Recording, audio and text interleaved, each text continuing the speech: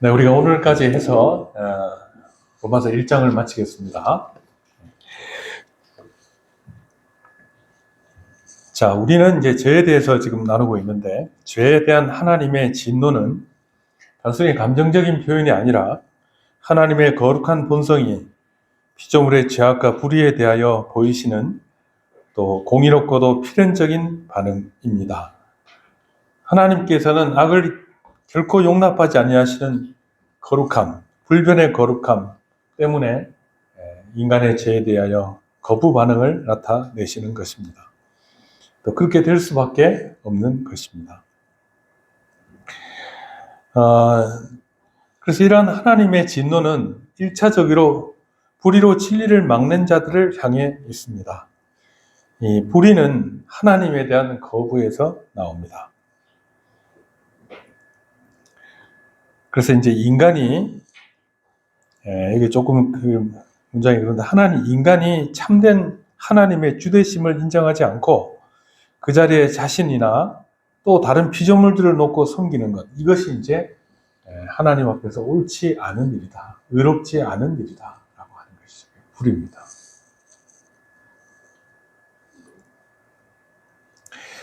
자, 그러니까 이제 어쨌든 하나님의 위치에 뭔가 다른 것을 채워놓고 숭배한다는 것입니다. 사람들은. 그래서 그런 거 없이는 사람이 이제 재미가 없으면 못 살아요. 못 살아요. 그러니까 이제 뭘 알 수 있냐면 이것을 통해서 인간이 자기 자신이 죄에 빠진 인간이라는 사실을, 죄에 빠졌다는 사실을 알고 있다는 것을 반증하고 있는 것입니다.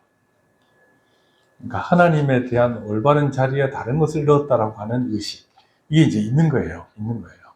거기서 굉장히 이제 부적절함을 느낍니다. 사람은 실제로. 또 그런 삶이 이제 자기 자신에게 큰 행복을 주지 못하고 항상 큰 행복 다음에는 이제 허무함이 찾아오고, 그래서 이제 인간의 삶이 혼란스러운 것이죠. 자, 그래서 이제 여기 보면 로마서 1장 18절에 하나님의 진노가 불의로 진리를 막는 사람들의 모든 경건하지 않음과 불의에 대하여 하늘로부터 나타나니, 그렇게 했습니다. 그래서 하나님의 진노가 어떤 사람들에게 나타난다고요? 진리를 막는 모든 경건하지 않음. 경건이라는 것은 아까 말했듯이 이제 하나님과의 관계를 말하고, 또 불, 여기 뒤에 나오는 불이라고 하는 것은 그로 인하여 발생된 사람들과의 관계의 죄들을 말합니다.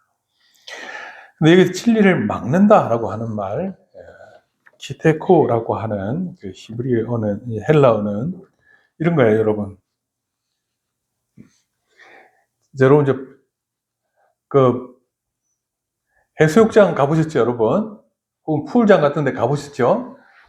그러면 이제 여러분 어릴 때나 또 여러분 이제 자녀들 데리고 가면 이제 이렇게 볼 있죠, 볼.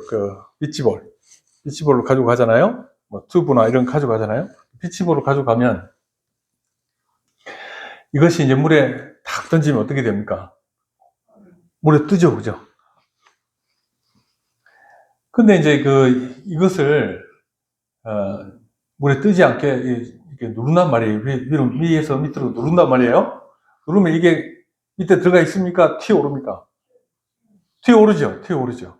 그래서 오히려 그거 이제 의지하고 막 헤엄치기도 하고 그러죠. 그죠? 네. 그러니까 이제 이 막는단 말은 솟구쳐 오르는 힘을 인위적으로 꾹꾹 눌러 가두는 행위. 이걸 이제 이 기테코라고 하는 막는 이란 뜻입니다.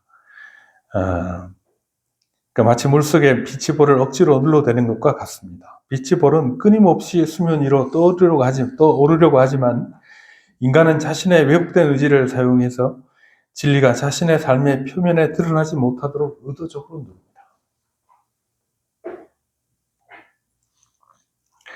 사람들이 이제 왜 자꾸 누를까요, 여러분? 하나님에 대한 의식이잖아요. 사람이 이제 계속 선하게 살면 이런 짓을 안 하겠죠. 이제 죄를 칠 때마다 어떻게 해요? 죄를 치려는 의도가 있을 때마다 어떻게 해요? 비치볼을 꾹 누릅니다. 눌러가지고 하나님 이거 보지 마세요. 누릅니다. 근데 어떻게 되죠, 이게? 툭 튀어올라요. 튀어올라요. 그 사람들이 이제 자기의 죄를 의식하기 때문에 하나님에 대한 의식을 자꾸 누르는 겁니다. 근데 그게 성공하느냐면 절대 성공하지 못하죠. 그래서 죄를 짓고 나면 어떤 일이 일어나요? 여러분, 우리의 삶 속에 엄청난 죄책감이 또 우리에게 닥쳐오고 후회하는 마음이 있고 이런 것들이 이제 있습니다.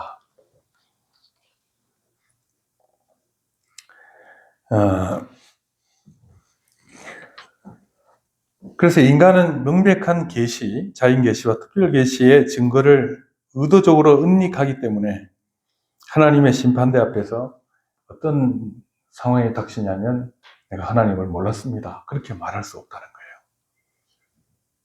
거예요. 우리 지난 그 주중 모임 할 때 얘기했는데 불신자들도 양심 있잖아요. 죄책감도 있잖아요.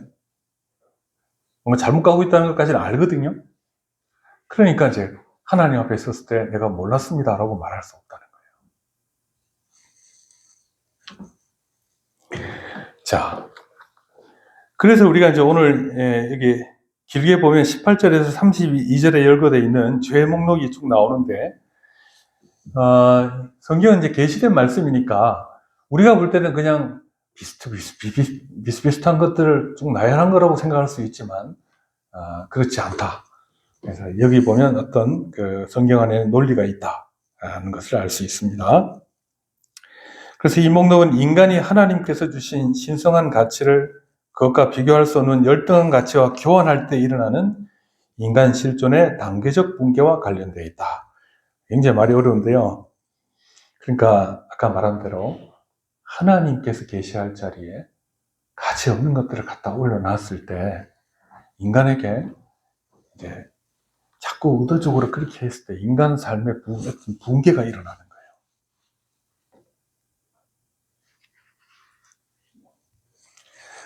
그래서 이제 요 하나님의 계셔야 할 자리에 다른 것들을 갖다 놓는 거, 이건 이제 교환이라고 말할 수 있습니다. 교환, 잘못된 교환이죠. 그래서 이제 여기 우리가 앞에 있는 부분 23절, 25절, 28절에 있는 내용들을 중심으로 보면 이 세 가지 교환이 나타난다. 그렇게 얘기합니다. 첫 번째 교환은 성소에 대한 교환입니다.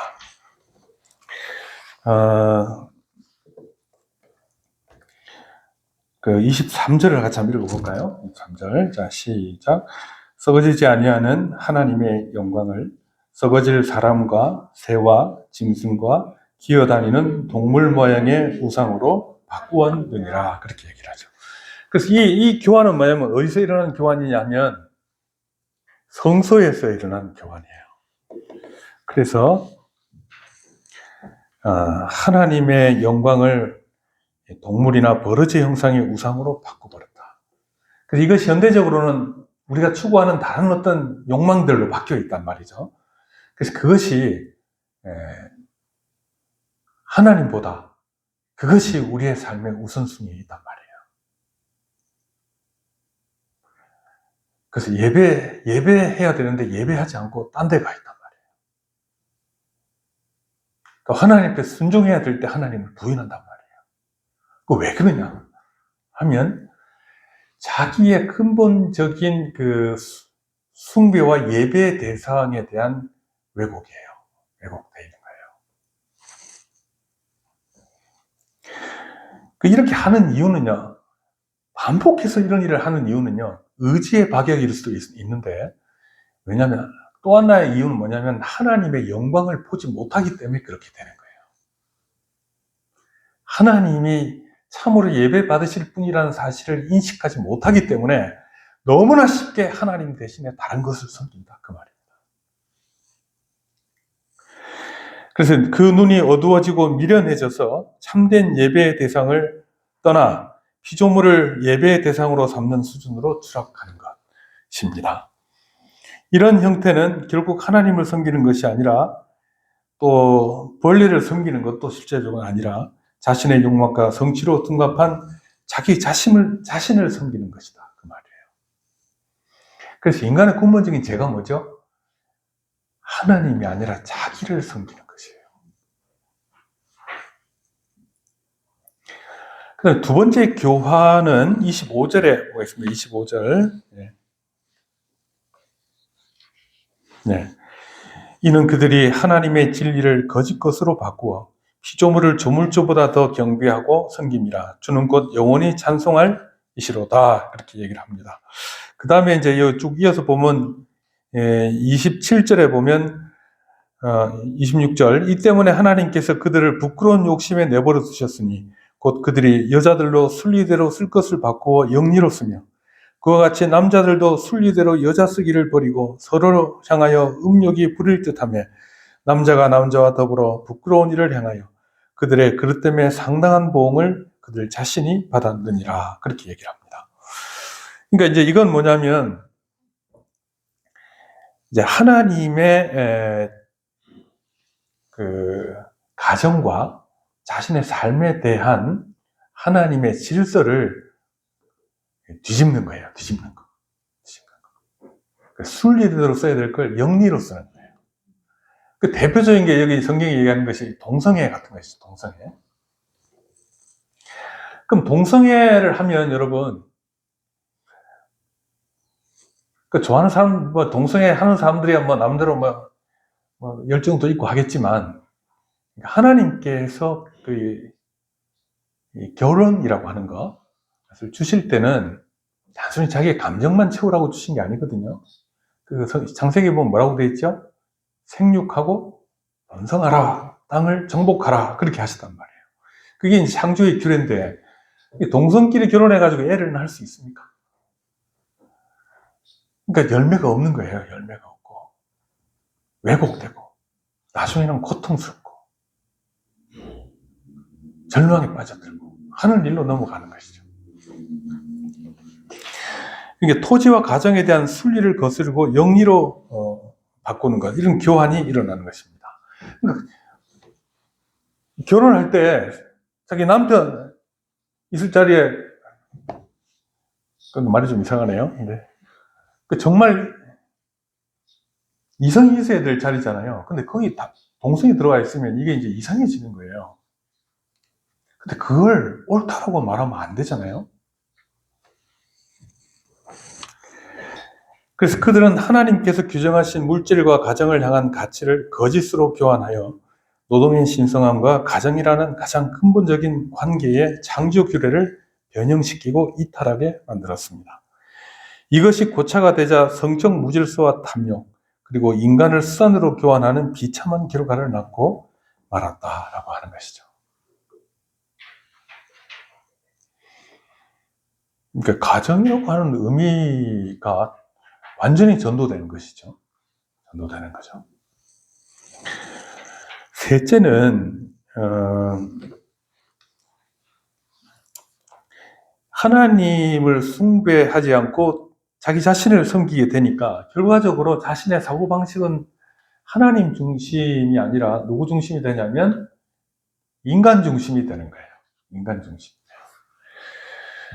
그래서 세상이라고 하는 삶의 터전을 이해하는 지식에서 주권자와 그분께서 주신 명령, 그리고 그 규정된 의미로부터 떠나 인본주의적인 세상의 가치와 권리로 하나님의 규례들을 교환하는 겁니다. 하나님이 이렇게 하라고 한 것을 뒤엎는 거죠. 이로써 하나님에 대한 참된 지식, 에피그노시스를 마음에서 제거해버린 것입니다. 그래 되면 사회적 공존을 가능하게 했던 도덕적 이성이 마비되고 뭔가 뒤틀려진 사상과 제도들을 양산하게 됩니다. 이상한 것들을 만듭니다. 결국 인간성에 대한 고상한 이해가 망가졌고 세상과 관계를 향한 윤리적 목적마저 추락하고 소외되고 맙니다. 그것에 소외되고 맙니다. 그러니까 이제 뭐냐면 보세요, 여러분. 자, 하나님이 계셔야 우리 인생에 목적과 의미가 생기는 겁니다. 예를 들어 보세요, 여러분. 하나님이 없다고 생각해 보세요. 그럼 여러분 시간이 지나면 그냥 죽는 거로 끝나겠죠. 그러면 여러분 제가 생각해 보면 그거로 끝난다. 그 외에 아무것도 없다. 그렇게 하면 저처럼 이제 나이가 들어가는 사람들은요 갈수록 절망에 빠질 것 같아요. 이거 해서 뭐 하겠어? 이런 생각이 들죠. 그러니까 사람들은 거기다가 다른 걸 자꾸 넣으려고 하죠. 그냥 쾌락 속에 빠져들려고도 하고, 어떤 자기의 성취 자체를 어떤 인생의 의미로 생각하지만 그 성취들은 죽으면 끝나버리는 것이죠. 기억해주는 사람도 없죠.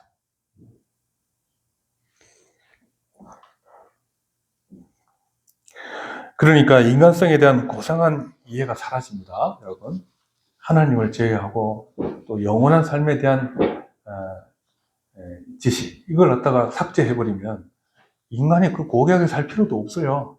죽으면 끝인데고. 누가 나를 기억하겠어요? 누가 나의 삶에 대해서 평가하겠어요?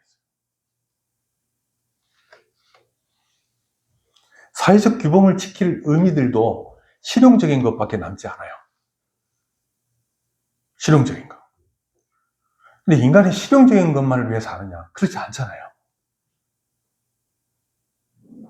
그보다 더 높은 가치를 추구하는 게 인간이잖아요.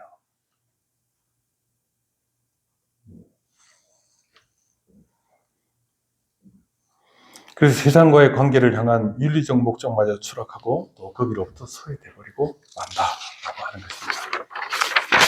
자, 이것이 사실은 죄의 목록이 지금 앞에서도 나왔거든요. 18절부터 나왔잖아요. 쭉 나왔잖아요. 그에 대해서 좀 반복적이고, 뭐라고 그러죠, 여러분? 나사 아시죠? 나사. 리니어 모델로 이렇게 회전하면서 어떤 방향을 가리켜 내려가는 거죠. 그죠? 지금 이것도 이제 그런 의미입니다. 그러니까 교환의 의미로 죄를 설명한 거예요. 앞에. 근데 이제 마지막으로 오늘 이제 주된 본문이 29절부터 32절까지 내용인데 다시 이렇게 돌아갑니다. 그러면서 이제 이 29절에서 32절까지 마지막 죄의 목록을 하는데 사실은 이제 우리 생각이 반복되는 것 같죠. 근데 이제 앞에 것들은 좀 큰 교환의 의미로, 잘못된 교환의 의미로 죄를 설명했다고 하면 29절부터는 보다 더 이제 실제적인 어마어마한 죄 목록이 나옵니다. 그럼 죄 목록이 죄가 몇 개 나오는지 아십니까, 여러분? 네, 21개. 오늘 이걸 설명하려고 하니까 여러분 걱정하지 마십시오. 일찍 끝납니다. 네. 근데 이게 21가지를 쭉 이렇게 나열을 하면 여러분들이 아유, 저거 언제 끝나나 도대체 이렇게 생각하시겠죠? 그래서 구분을 했어요. 4가지 범주로 구분을 합니다. 이것도 역시 그 안에서 나사처럼 이렇게 회전하면서 방향을 가리켜 내려가고 있습니다. 자, 그러면 첫 번째는 뭐냐면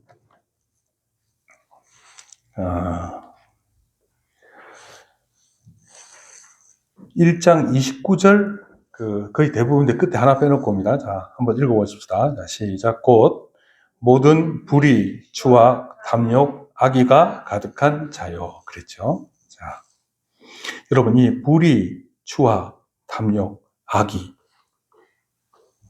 이 가득한 자죠. 이 가득하다는 의미는 뭐냐면요, 여러분. 여러분의 요트 같은 거 없잖아요. 요트가 있으면 요트가 이제 돛으로 나가잖아요. 그래서 이제 가득하다는 말은 이 돛을 확 펼친 걸 말이에요. 그럼 뭐가 이제 배가 어떻게 움직이죠? 바람이 부는 방향으로 움직이죠. 그러니까 이제 하나의 성향을 가리키는 거예요. 그래서 불의, 추악, 탐욕, 악의가 이 삶을 이끌어 나갑니다. 그럼 여러분 제가 여기서 볼게요. 여러분 이 4가지 지금 나왔죠? 이것의 특징이 뭔 것 같아요, 여러분?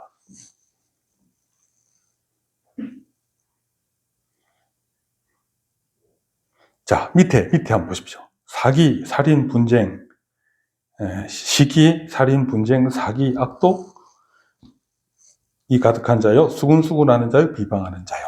그러니까 이것과 다른 어떤 면에서 다릅니까? 이 목록과 위의 목록이? 네. 그렇죠. 마음에서 일어나는 일이죠. 마음에서 일어나는 일이죠. 밑에 거는 반면에 행동으로 드러나는 거죠. 예. 자, 그래서 첫 번째 죄 목록들이 말하는 개념은 성향적 부패와 죄의 시발점이 되는 마음에 일어나는 죄입니다. 이건 인간의 내면에 도사리고 있는 부패의 상태이자 또 인간의 왜곡, 마음에 있는 왜곡입니다. 이후에 나오는 죄악들은 바로 이 내재하는 첫 번째 죄들의 외면화다. 그렇게 얘기합니다. 외면화다. 이 마음에 있는 것들이 이제 밖으로 드러나는 거다. 그래서 칼뱅은 주석에서 타락한 인간에게서 나오는 모든 죄의 형태를 오염된 단 하나의 셈에서 흘러나오는 구정물이다. 그렇게 얘기했어요. 구정물이다. 마음에 이제 이 구정물이 꽉 차 있는 거예요.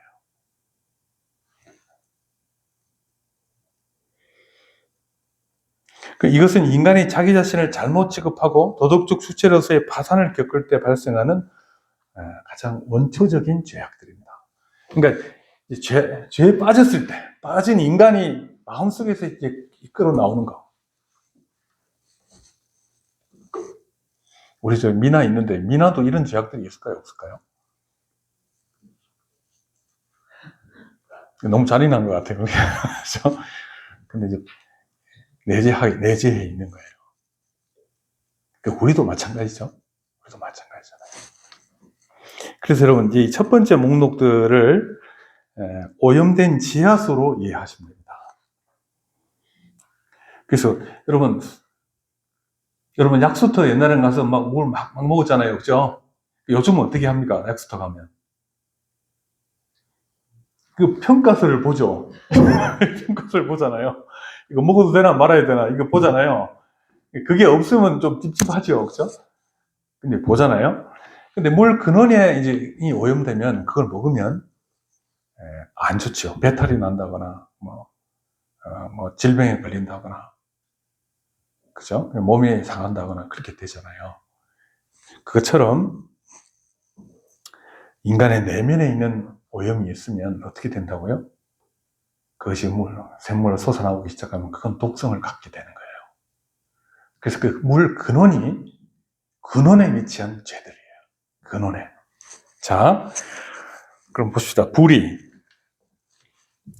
이것은 한마디로 의의 결여를 말합니다.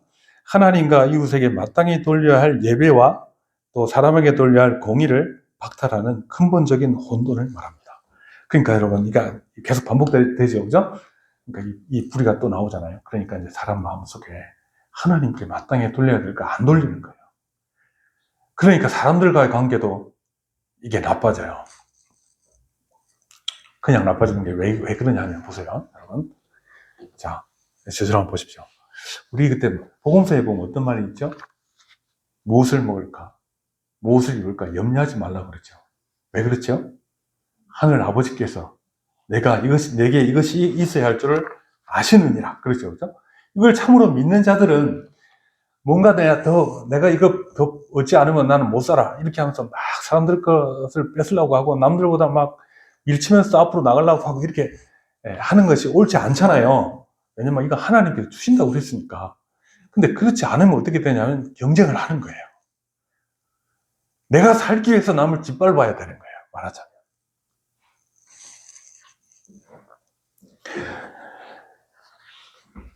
그러니까 이게 이제 사람들에게도 의로운 삶을 나타내지는 못하죠. 고대 그리스에서는 정의를 하나님과 사람에게 마땅히 돌려야 할 몫을 돌리지 않는 것, 그게 이제 돌려주는 것, 이게 정의란 말이죠. 그러니까 불의는 하나님과 사람에게 돌려야 할 것을 돌리지 않는 것, 그리고 자기가 취하는 것. 이게 뭐냐면 불이다, 그 말입니다. 그러니까 이제 이 불이란 말이 여러 번 반복되는데 이제 개념이 확실히 잡히죠. 이게 이제 하나님께 마땅히 해야 될 가장 근본적인 그 관계가 왜곡되는 걸 말하는 거예요. 근데 우리가 죄를 지었다고 할 때도 여기서부터 시작돼요. 하나님을 예배해야 되는데 딴 일을 하는 거예요. 또 하나님의 뜻에 순종해야 되는데 다른 것을 우선순위에 두는 거예요. 자기의 탐욕이나 목표나 이런 것들이죠.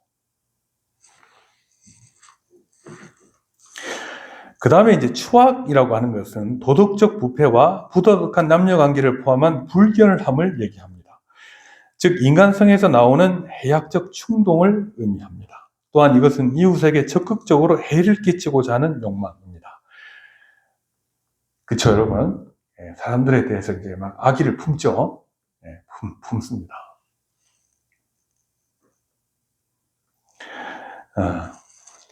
그 죄는, 죄가 주는 쾌락을 또 능동적으로 즐기면서 악행을 도모하는 영적 부패, 그걸 말합니다. 그러니까 여러분, 사람들은 사람들에 대해서 사람 앞에서 안 그러지만 없을 때 막 욕하고 말이죠. 그죠? 무시하고, 그죠? 막 그렇게 하는 거 있잖아요. 그럼 한번 자기가 모욕을 당했다 싶으면 복수를 해야 되겠다라고 생각하는 거 있죠. 그게 뭐냐면 이제 추악입니다. 탐욕은 더 많이 가지다라는 어원에서 나왔습니다. 끊임없이 더 소유하려고 하는 만족함이 없는 욕망, 타인의 생존과 소유를 빼앗는 것도 불사하는 강탈적인 이기심, 이걸 말합니다. 그래서 칼뱅은 이를 자기 몫으로 만족하지 못하고 이웃의 소유를 강탈하려는 영적 질병이다, 그렇게 말했습니다. 탐욕이라고 하는 것은요, 건전한 어떤 욕망 같은 걸 건전한 욕망도 있죠. 생존의 욕구, 이런 거 있잖아요. 근데 그게 아니라 더 가지려고 하는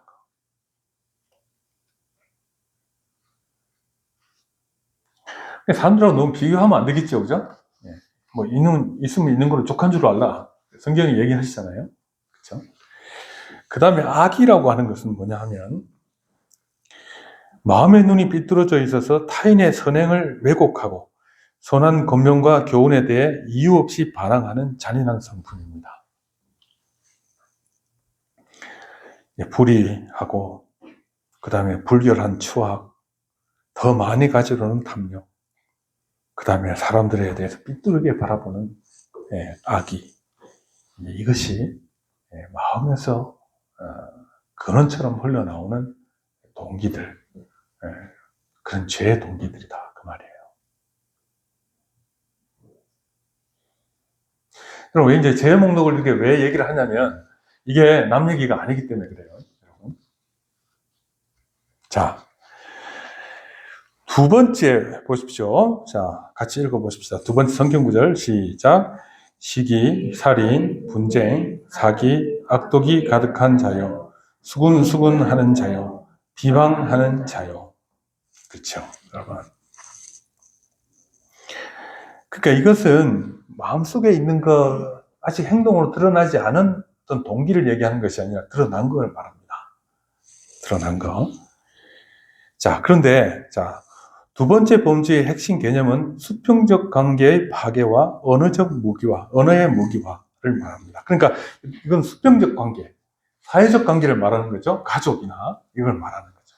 여기서 일어나는 것인데, 이걸 어떻게 이제 이해하면 좋으냐 하면,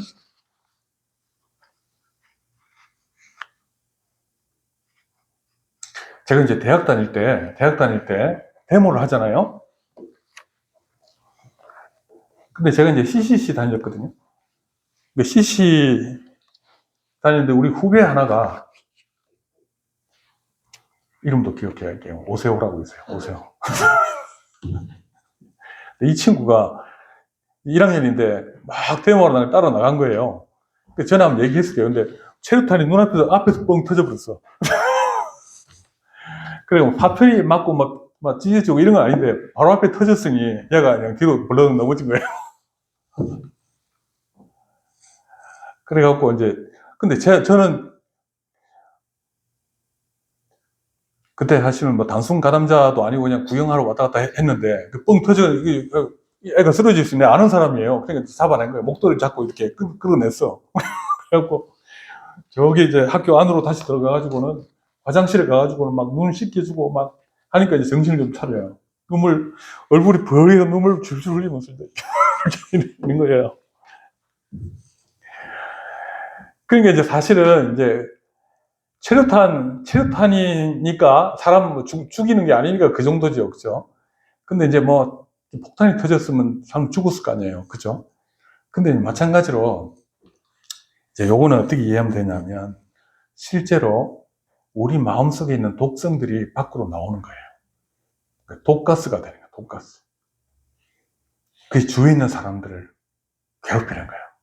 힘들게 만들어요. 눈물도 흘리게 만들고. 자, 근데 특히 언어란 말이 나오죠. 그 뒤에 보면 수군수군 하는 자, 비방하는 자 있잖아요.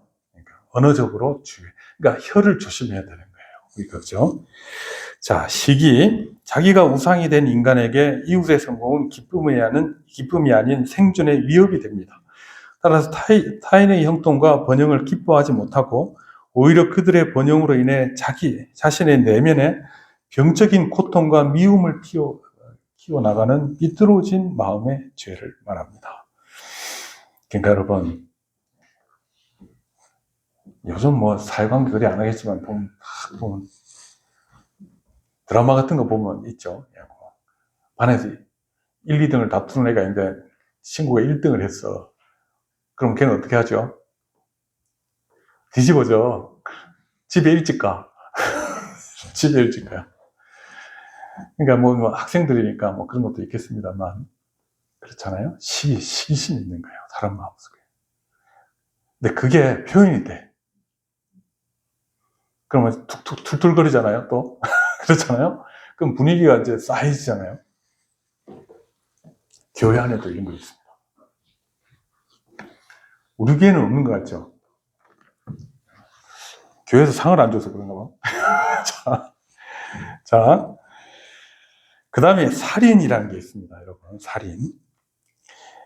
미움의 불이 극에 달하면 형제의 물리적 생명을 빼앗기 위해, 여기 중요해요. 사전에 계획된 의도를 품고 육체적 생명을 빼앗는 행위로 나아갑니다. 이게 살인입니다.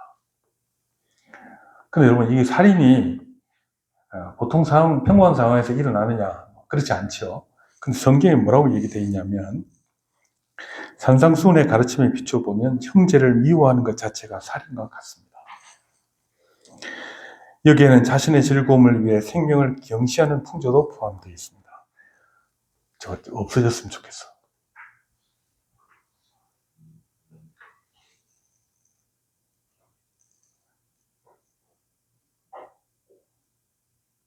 여러분, 그 살인 해본 적 있습니까? 요 개념에 따라서?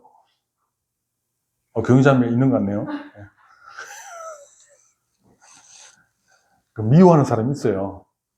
미워하는 사람이 있어요.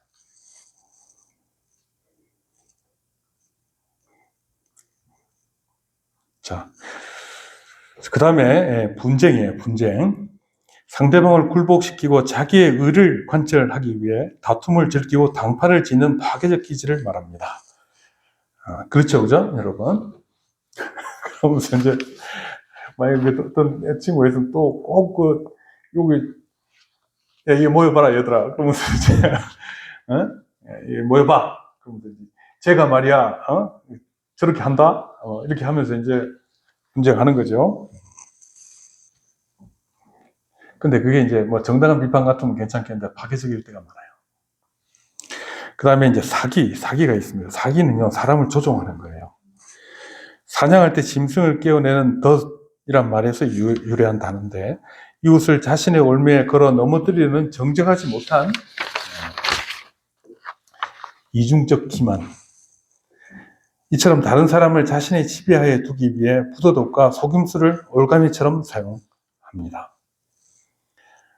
그래서 사람들을 결박해 놓고 조종하고 자기의 유익을 위해서 속여 먹는 것이죠.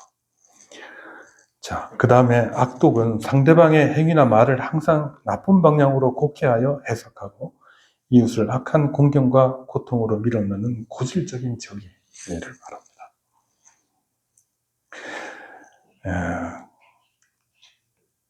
수군수군 하는 자는 인간의 내적 미움이 타인과 사회를 전복시키는 가장 예리하고 치명적 무기는 다름 아닌 혀입니다. 혀.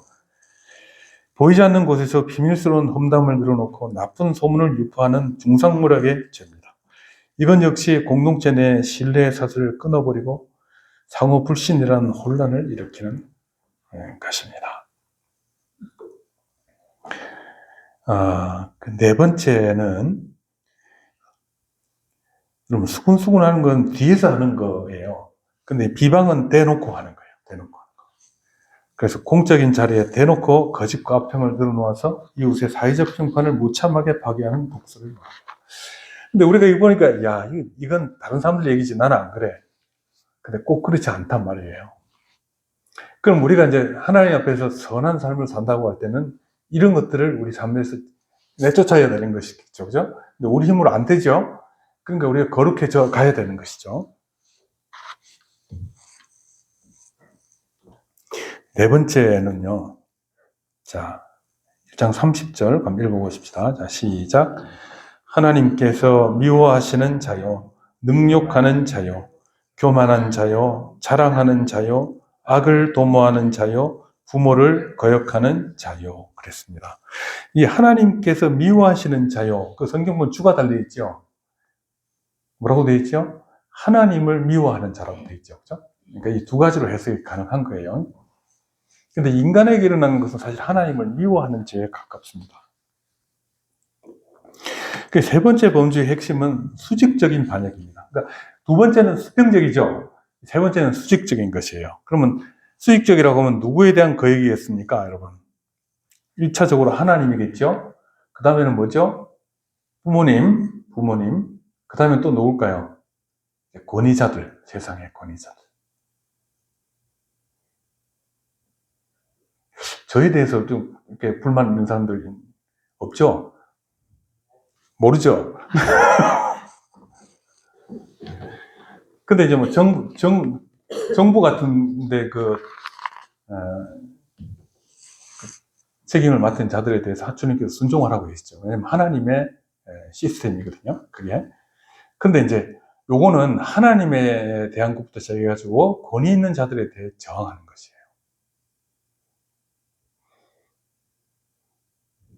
그러니까 뭐 여러분들이 바른 생각 가지고 그 얘기를 하는 거 그게 잘못됐다는 얘기가 아니에요. 근데 이제 악의를 가지고 하는 거예요. 권위 자체를 싫어하는 거. 자, 세 번째 범죄의 핵심은 수직적 반역과 자기 신격화입니다. 이는 자기를 신격화하고자 모든 수직적 권위 체계를 무력화하는 행위를 말합니다. 이것은 하나님을 미워하고 대적하는 것에서부터 시작해서 부모를 거역하는 것까지 표현됩니다. 이처럼 권위 체계를 붕괴하는 반역적 죄악들이며 뿐만 아니라 하나님께서 세우신 예배와 사회적 법 질서에 도전하는 태도와 행동들을 말하는 것입니다. 그러니까 우리가 하나님께서 원하시는 삶은 하나님의 질서에 순종하는 것이에요.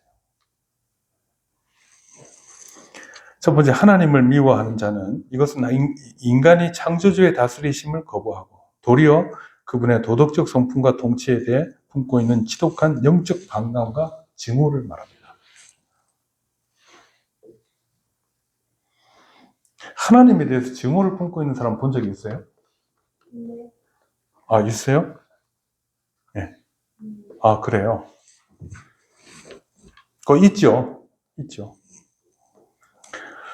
그 다음에 능욕하는 자라는 말은 고대 그리스 비극에서 신의 영역을 침범하고 인간을 노예처럼 대하며 조롱하는 오만의 극치를 뜻하는 히브리스의 인격화입니다. 그러니까 아주 못돼 먹은 거죠. 그죠? 네. 타인의 한계를 무자비하게 유린하며 쾌감을 느끼는 잔인성입니다. 그래서 모든 어떤 권위 같은 거 질서에 대해서 이제 막 반항하는 거예요. 교만은 한 자는 자기를 다른 모든 사람 위에 두는 자입니다. 그런 사람 진짜 여러분 있죠?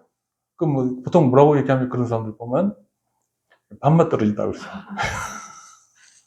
밥맛이라고 그래요. 밥맛. 자기를 평가 기준에 절대 척도로 삼는 지적, 영적 어리석음입니다. 누가 좋아해요, 그런 사람을. 그 다음에 자랑하는 자. 시장에서 무엇이든 고칠 수 있다고 떠드는 약장수나 조잡한 조각을 걸작이라고 속이는 값싼 기만자에서 유래한 단어로 가지고 있지도 않은 능력을 가지고 있는 것처럼 꾸미며 뽐내는 사람. 이런 사람을 이제 자랑하는 자라고 얘기합니다. 그러니까 대체로 이제 어리석은 거예요. 이게. 그 다음에 16번은 악을 도모하는 자. 기존의 죄악된 행동 방식에 만족하지 못하고, 이게 이제 아주 점점 더 이제 실정법 위반으로 갑니다. 법망을 피해 더 깊고 흉악하게 범죄하기 위해 새롭고 변태적인 악행 기법을 개발해내는 영적 완악함입니다. 여러분, 보면 진짜요. 우리가 그런 요즘 그런 예능 프로도 있더만요. 보니까 수사 반장 이런 거 있잖아요. 그런 거 보면, 야, 수법 참 대단해요, 보면. 그런 사람을 속여먹기 위해서 전화하는 사람들 하면, 얼마나 악질적입니까? 자, 그래서 이제 여기서 보면 사람들의 어떤 신뢰 같은 것을 깨뜨립니다. 17번째는 부모를 거역하는 자입니다. 인간 생명과 도덕성의 최초의 요람이자 창조주께서 대리권위자로 세우신 부모의 권위를 부정함으로써 사회의 가장 근본적인 도덕 질서를 무너뜨리는 것입니다. 그럼 부모님께 순종해야 되죠? 순종해야 되죠. 그게 하나님께 세우신 법이 돼서 그래요. 그래서 여러분, 여기 이제 이 세 번째 범주는 뭘 생각하시면 되냐면, 반란군을 생각하시면 돼요. 그래서 권위 있는 자들에 대해서 전복시키려고 하는 악의를 품고 행동하는 것이에요. 하나님에 대해서, 또 하나님이 세우신 질서에 대해서 반란을 일으키는 것이에요. 저는 이거 준비하면서요, 야, 이거 나는 거의 대부분 적용된다. 여러분, 목사님만 그런 모양이네. 우리 생각할지 모르겠는데, 우리 각자가 사실 이런 면이 다 있죠. 자, 그 다음 네 번째는, 어떤 결과적인 거예요. 결과적인 거.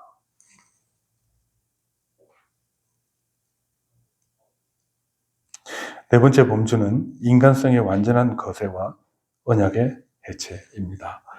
도덕적 공동체를 지탱하는 최소한의 세 가지 축인 도덕적 이성, 도덕적 약속과 신용, 그 다음에 인간적 공감과 자비에 대해서 무너진 것들을 말해요. 그래서 도덕적 이성이 무너지면 미련해지고 우매해지죠. 도덕적 약속과 신용을 저버리면 배약해요. 약속을 어기는 거, 배반하는 거예요. 그 다음에 인간적 공감과 자비가 무너지면 무자비하고 무심해집니다. 이는 결국 인간만이 가질 수 있는 거룩한 천성을 완전히 몰수당하는 종말을 선고받는 것입니다. 하나님이 없는 자유를 원했던 인간의 종착역은 바로 짐승만도 못한 인성의 박탈 상태, 무정하고 무자비한 상태로 추락하게 되는 것이다. 그 말입니다. 이런 인간들도 있죠, 여러분. 그래서요, 여러분, 이제 우매한 자, 배약한 자, 하는 자, 무정한 자, 무자비한 자. 네 번째 범주는 뭘 생각하면 되냐면 유령선을 생각하면 돼요. 유령선은 목적지가 없어요. 난파된 것처럼 막 떠다니는 거예요. 근데 거기 들어가면 뭐가 있냐면 모든 시설들도 다 그냥 방치되어 있고 그 안에 있는 사람들은 마치 좀비처럼 악만 남아있고 추락해 있고 악의로 가득 차 있고 서로가 서로를 해하고 그런 상태에 있는 모습입니다. 인간이 추락하게 되면 이렇게 돼요. 우리가 참 진짜 끔찍하게 생각했던 범죄들이 있잖아요. 우리 사회에도. 네? 그렇잖아요? M번방 사건 이런 거 보면 저거 사람인가 싶잖아요. 그다음에 애를 갖다가 안 산 애도 있었잖아요. 어떻게 저럴 수가 있을까? 끝까지 간 거예요, 이 사람들은.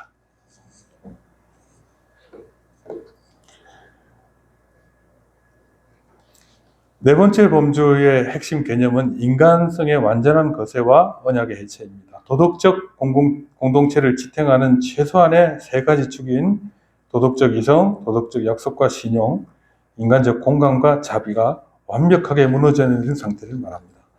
이는 결국 인간만이 가질 수 있는 거룩한 천성들을 완전히 몰수당한 종말을 선고받은 상태를 말합니다. 하나님이 없는 자유를 원했던 인간의 종착역은 이처럼 인생이 박탈되는 상태로 가는데, 자, 우매한 자는 지능적으로 우매하다는 게 아니에요. 창조주가 살아계심에 대한 분별력, 영적, 도덕적 무지를 말합니다. 저 양심이 없네. 그런 사람들 있죠. 따라서 구원에 이르는 이치와 선악을 하지 못하는 영적 맹인 상태가 되는 것이 우매한 자입니다. 우매한 자. 그다음 배약하는 자는 약속을 안 지키는 사람이죠.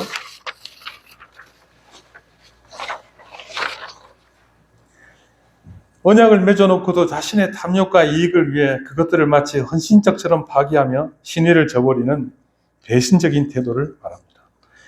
모든 신뢰를 깨뜨리고 계약이나 신용적 동맹을 망가뜨리고 타인에게 피해를 주는 불성실하고 변덕스러운 자들 말합니다. 자, 약속해도 못 믿는 사람들 있죠, 여러분. 그런 사람들이 있어요.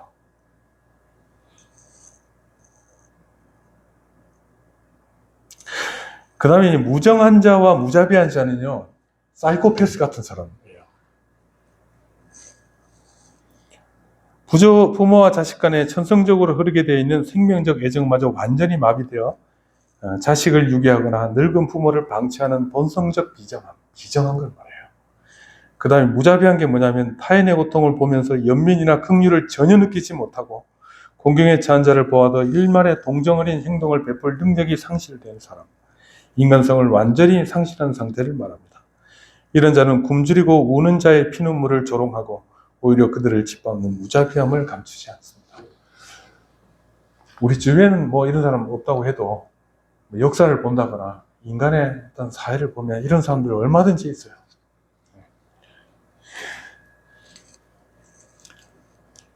자, 하나님께서 왜 이런 목록들을 여기 적어 놓으셨을까요? 그 죄라고 하는 것이 멀리 있지 않다는 걸 말하는 거예요. 죄라고 하는 것이 남 얘기가 아니라는 거예요.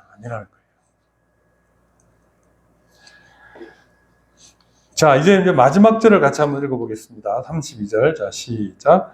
그들이 이 같은 일을 행하는 자는 사형에 해당한다고 하나님께서 정하심을 알고도 그들만 행할 뿐 아니라 또한 그런 일을 행하는 자들을 옳다 하느니라. 자, 이게 뭐죠, 여러분?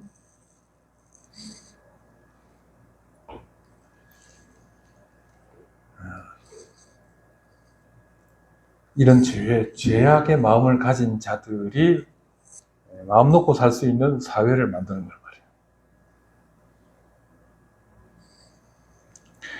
로마서 1장 죄목록의 절정은 바로 32절입니다. 바울 사도는 인간의 타락이 도달할 수 있는 가장 사악하고 소름 끼치는 어둠의 정점을 고발합니다. 인간의 영혼 속에 아로새긴 창조 계시와 은밀한 양심은 사도 바울이 21가지로 규명한 죄악의 끝이 영원한 사망의 형벌, 사형이라는 율법의 준엄한 선언임을 이미 알고 있습니다. 그럼에도 인간은 죄를 지을 뿐만 아니라 한 걸음 더 나갑니다. 그것은 죄를 사회적으로 표준화하고 공적 지지를 보냄으로써 하나님을 향해 집단적인 방어망을 구축하는 걸 말합니다. 이것이 인간 죄악의 절정이요, 그들이 만들어 놓은 악의 축을 말하는 것입니다. 개혁주의 성령론과 재론의 맥락을 보면 인간이 홀로 골방 안에서 양심의 찔림을 받으며 죄를 짓는 상태는 아직 일말의 자각이 남은 상태입니다. 그러나 자기가 짓는 죄에 양심의 고통과 심판의 두려움이 엄습해올 때 타락한 마음이 선택하는 가장 사악한 방어기제, 행동 방식은 뭐냐면 죄인들끼리 담합하는 겁니다. 그들은 죄를 은총으로 치장하고 다수가 행하는 악을 보편적 규범으로 위장합니다. 그러면서 다른 사람들도 다 그렇게 한다, 혹은 너희 속에 솔직한 본능대로 사는 것이야말로 참되고 자유로운 인간적인 삶이다, 그렇게 말하는 거죠. 매우 교활한 담론을 만들고 보급합니다. 그렇게 죄는 칭찬받을 만한 일이 되고 인간성의 창의적 실현으로 둔갑합니다. 근데 여러분, 이렇게 하나님을 배제하고 자기들이 만든 규범이나 어떤 규칙들이 부작용이 있나요, 없나요? 반드시 있어요, 반드시.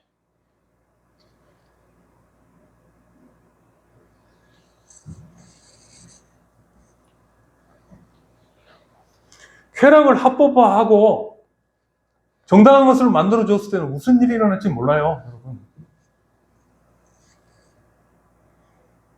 좀비 나왔으니 말인데, 여러분, 그때 최근에 미국의 필라델피아인가에 어딘가 마약 취해가지고 좀비처럼 이렇게 다니는 사람들 본 적 있죠, 여러분? 제가 캐나다 갔을 때, 캐나다 그때 갔잖아요, 몇 년 전에. 그때 그 총리가 뭘 이렇게 합법화했냐 그러면 대마초를 합법화했어요. 대마초 합법화하는데 많아요, 의외로. 근데 그때 이제 교회 그 성도님들이 굉장히 우려를 하더라고요. 쾌락 좀 느끼면 뭐 잘못됐냐? 한데요. 그게 중독이 되면 어찌 되는지 아십니까?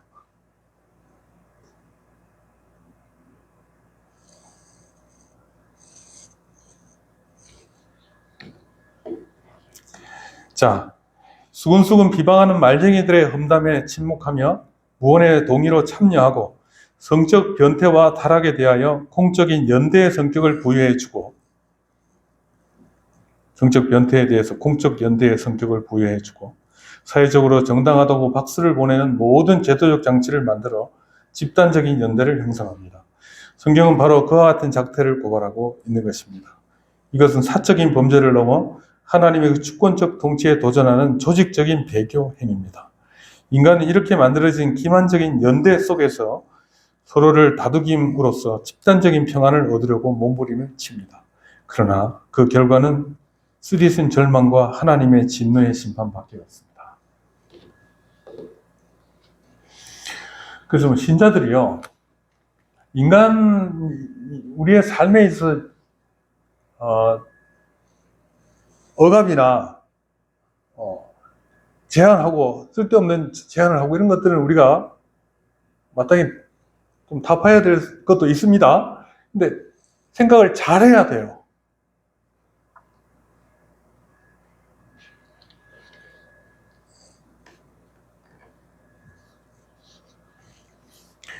자, 이제 마지막입니다. 자, 인간의 전적 부패는 인간의 내면과 외면, 수직적 관계와 수평적 관계의 모든 관계가 전부 어그러져 있고 결핍된 상태에 있음을 의미하는 것입니다. 전적 부패라는 말은. 그래서 우리 제 목록 보니까 남 얘기만 같지는 않죠. 근데 이런 죄악들은요, 우리를 비롯해서 이 세상 모든 사람들이 하나님의 은혜가 없이는 해결될 수 없습니다. 그 상태는 갈수록 악화될 뿐이고 이런 사람이 만들어가는 세상이 주는 해악은 이루 말할 수 없는 상처와 고통을 안겨줄 뿐입니다. 그러니까 어떻게 해야 된다고요? 우리가 하나님의 은혜를 구해야 되는 거예요. 일반 은총도 구해야 되고 특별 은총도 구해야 돼요. 하나님께서 주실 줄로 믿고. 그러니까 여러분, 신자들이 이 세상과 결별해 사는 게 아니잖아요. 그러니까 죄에 대한 경각심을 항상 가져야 됩니다. 그것이 없으면 무너집니다. 본인 한 개인에게 끼치는 그 죄의 영향이 또 큰 거예요.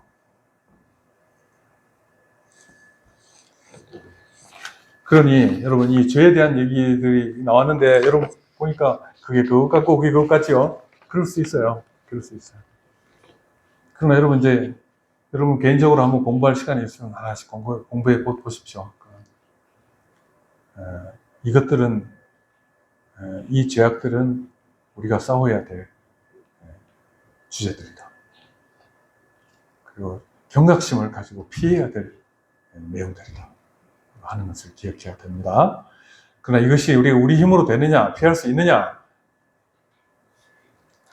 제한적으로 가능할 수 있어요. 그러나 그건 예수 안 믿는 사람도 제한적으로 가능할 수 있어요. 그러나 궁극적인 이 죄의 근본적인 문제를 해결하는 방법은 예수 그리스도 안에 있는 구원밖에 없다.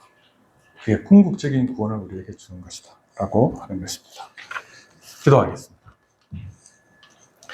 하나님 아버지, 주님께서 우리에게 밝히 드러내 보이신 이 죄의 목록들을 우리가 오늘 살펴봤습니다. 우리의 마음의 근원에서 나오는 죄악들이 있고 또 수평적인 관계 속에 우리가 뿌려대는 참으로 악한 영향력들이 있습니다.